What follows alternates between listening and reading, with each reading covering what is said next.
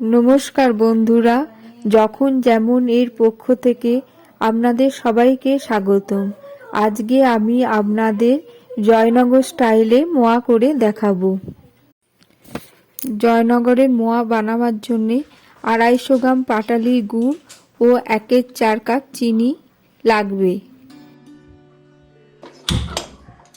এখানে প্রথমে আমি একটি গুড় জল করে নেব, আর একটা একটু চিটচিটে ধরনের এক তার বিশিষ্ট একটা সিরাপ করে নেব। তারপর কড়াই গ্যাসে বসিয়ে প্রথমে বেশি বেশি অর্ধেকটা পাটালি গুড় এতে দিয়ে দিলাম। এবার গুড় জলটি ফুটতে দিতে হবে। গ্যাসের ফ্লেমটি হাইতে রেখে 5-6 মিনিট এটা ফুটিয়ে নিতে হবে।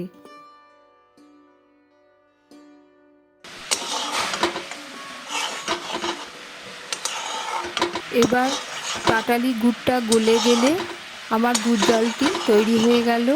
এবার এটা একটা বাটিতে ঢেলে নিলাম। এবার কড়াইটিতে আবার চিনি এবং বাকি পাটালি গুড়টি দিয়ে দিলাম।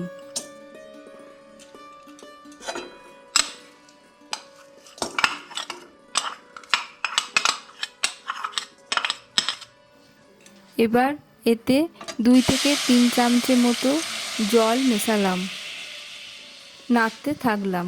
গ্যাসের ফ্লেমটি মাঝামাঝি রাখতে হবে। এরপর একটু ফ্লেমটি বাড়িয়ে চিনি আর গুড়টা যাতে গলে যায় সেই জন্যে একটু ফ্লেমটা বাড়িয়ে দিতে হবে। যখন এটা ঘন হবে তখন হাতের 2টি আঙুলের টিপের মধ্যে সরু সুতোর মতো দেখা গেলে মিশ্রণটি গ্যাস থেকে নামিয়ে নিতে হবে। মিশ্রণটি ঠিক এরকম দেখতে হবে, আর খুন্তি করে তুললে এরকম গাঢ়ভাবে পড়বে। মিশ্রণটি একটু ঠান্ডা হয়ে এলে এবার এতে আমি খই মেশাবো। এখানে আমি কনকচুর ধানের খই নিয়েছি। মোয়া সাধারণত কনকচুর ধানের খইয়ে ভালো হয়। কনকচুরের ধানের খই নরম হয় আর মুখে দিলে মিলিয়ে যায়। এবার খইটা আস্তে আস্তে গুড়ের সাথে মিশিয়ে নিতে হবে। ভালোভাবে মিশিয়ে নাড়াচাড়া করে নিতে হবে।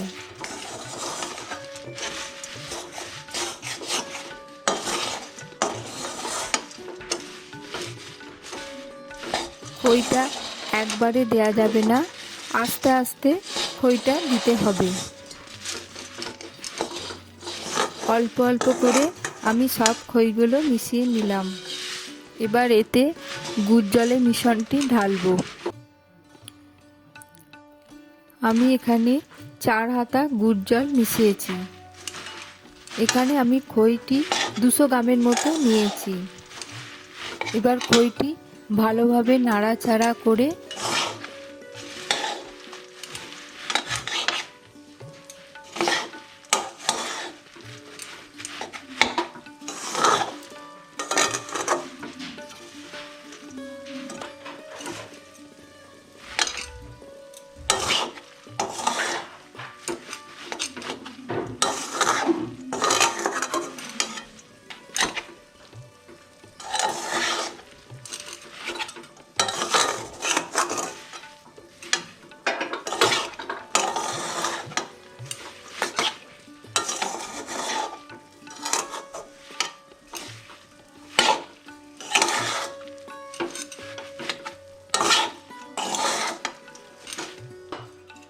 একটা থালা চাপা দিয়ে এটা সারা রাত রেখে দেবো।